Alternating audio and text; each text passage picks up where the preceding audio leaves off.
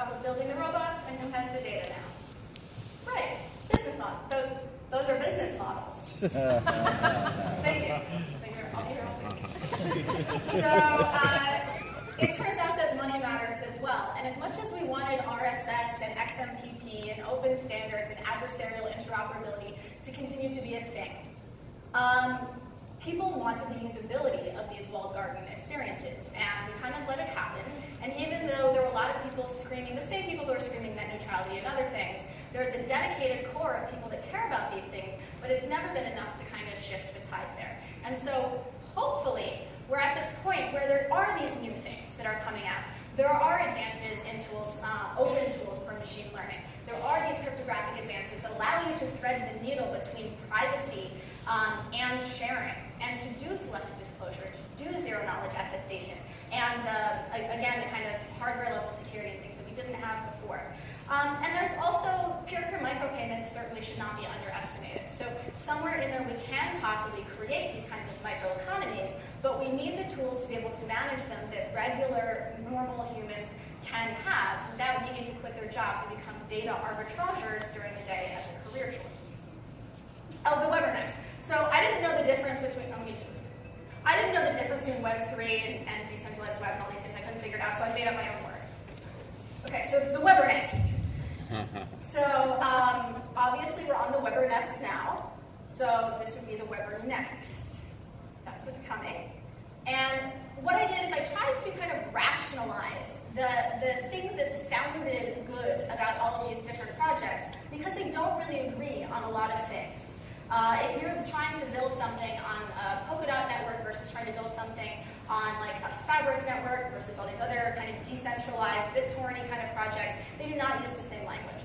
So what would actually be a useful system? Well, hopefully something where data can be kept closer to its point of origin, where we are moving to more of a least authority model for trust management, where you have low-level protocols that are censorship resistant, but platforms and applications might not be. Where you have data and identity that allow more consent and opt-in from the users, but where you can also possibly offload that kind of consent to someone that you do trust. And where we can ideally revisit this kind of adversarial interoperability place, but which is also known as just open web standards. But in order to revisit that, we can't start there by saying that's what we want to get to. We need to solve the business challenges first. Blockchains were helpful, not where they're not helpful, and a user experience that rivals the current web. All of that would be awesome. Do I think it's necessarily attainable and achievable? I'm not sure, but I think this is an interesting kind of map to keep close when we evaluate, are we achieving our goals here, or are we just trying to deploy another blockchain? Are we trying to give consent to people? Are we trying to help people challenge hegemony of existing incumbents? Or are we trying to maximize some coin value? Important questions. And this is how I think of it. I had posted this on Twitter already if you want it. But so there is actual architectural thinking under this that is different about how you can map peer-to-peer and decentralized types of applications to them. So different projects can map to this. It's not just for blockchain projects, it's for projects that simply are not based on a centralized server architecture. And then if you're interested, so this is what Clover does in the green box. We're working with a bunch of types of blockchains and other peer-to-peer protocols. And it's a completely open source extensible framework, so hopefully someone will build Tor integration, but I'm not doing that right now. Anyway. So I think that we are only doomed to repeat history if we don't learn from it, right? So this time around, if we're going to do all of this stuff again, and we're going to say, take back your data, the cypherpunk dream is not dead, this time we need to acknowledge that the business models matter, that developer experience matters, that end user experiences matter, and that politics matter. Politics at the geopolitical level matter, at the literally the nation state level matter. There are crypto asset projects. The 3 countries that have created their own cryptocurrencies that are state-backed projects right now are China, Russia, and Venezuela, and it's not a coincidence. So if you recall the splinternet kind of crypto wars of the 90s, all of that stuff that's old is new again, and we're encountering the same exact types of challenges. There's funding for specific protocols that use different cryptographic suites that are have nothing to do with NIST. I mean, all of this stuff is, it's fascinating if you'd like to deep dive into that. Also, if you are a corporate cybersecurity person, if you can work to try to get non-standard cryptographic suites approved, that would be one thing that would really help people that are trying to innovate, right? Because if you want to use something like play around with zero-knowledge attestations, or use something that uses like the Bernstein curves and things like this is not part of your standard corporate suites. And a lot of times innovation projects, like, they kind of die. So that's my plea to you. Please help. And so also the politics of your open source communities matter. So what have we learned from this emergent open source community decentralized governance experiment of blockchain land that's happening right now? What have we learned so far, and what do I kind of think that we have yet to learn out there? And some of these challenges are not specific just to blockchain projects. Some of them I think are endemic to just open source in general. Like, this is, again, the kind of trade-off of different priorities that you have in open source communities usually. There's some people who want to head for engagement, and they think that engagement is very important. There's some people who are prioritizing the freedom of contributions, and some people who are kind of advocating for community and us all coming together.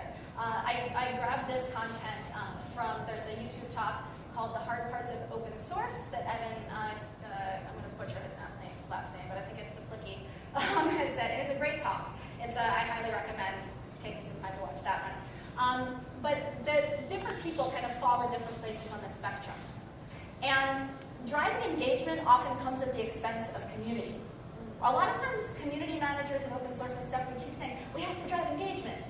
But people are most engaged when they're yelling at each other. And the way to get people most riled up and to tweet the most about your project is to like really piss them off.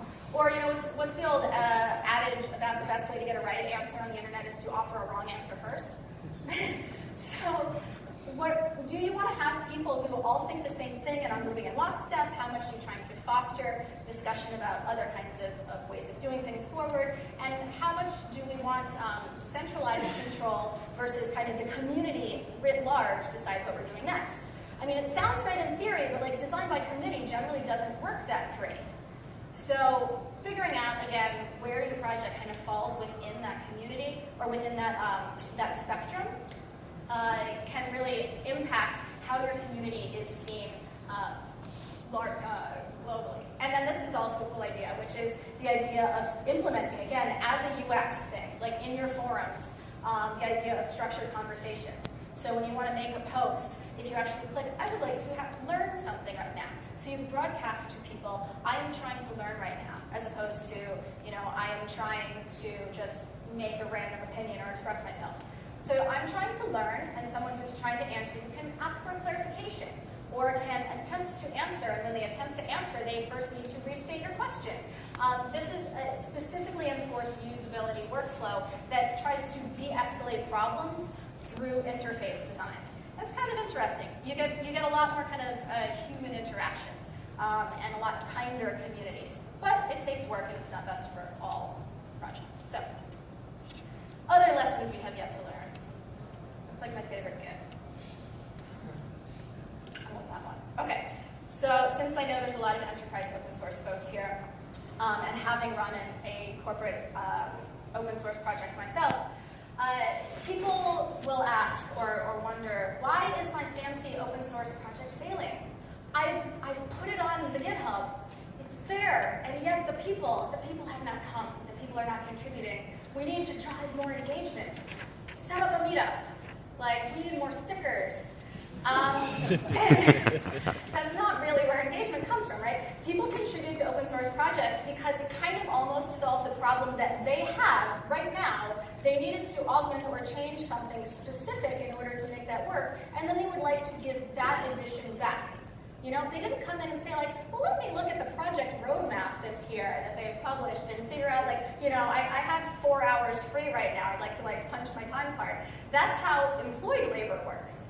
And so we see a lack of engagement in a lot of these corporate open source projects because people are seen as more free labor than humans, right? And I think in the blockchain and open sourcey space, it's a little different because economics are so conflated with the work there. And people do have this idea that they're going to get a payout soon, so there is more quote unquote free work, or you're economically invested in that you've bought the coin and now you're doing the work. But still there is just so few qualified people that the code contributions across these projects is still what I would consider highly centralized. I'm working on some statistics around that. It'll be out in a couple weeks, but it's interesting stuff. People are going to get super mad on Twitter. I'm really excited. Okay. But there are some lessons that I think that we have learned. So design by committee is hard. Design by minor voting and all of the kind of decentralized signaling and all this other stuff that you find in public blockchain networks is especially hard. It's really cool, and there's going to be a lot of master's theses written on it, but it's a very hard way to progress forward, and it does make change necessarily slow. That's not always a bad thing, especially when you look at the resilience and the relatively low rate of catastrophic failure within these projects. Economic incentives create complex socio-political factions, which is like a hard way of saying like more money, more problems, I guess. But once you have instituted economics in these systems, like people really care. It's no longer just like how should we sign this integer. It's like, oh my God, you're messing with my livelihood, and people get really heated really, really quickly. You can't really overestimate developer loyalty. So although we have felt like we have this community, when there's a new project raises X hundreds of millions of dollars and then launches its own VC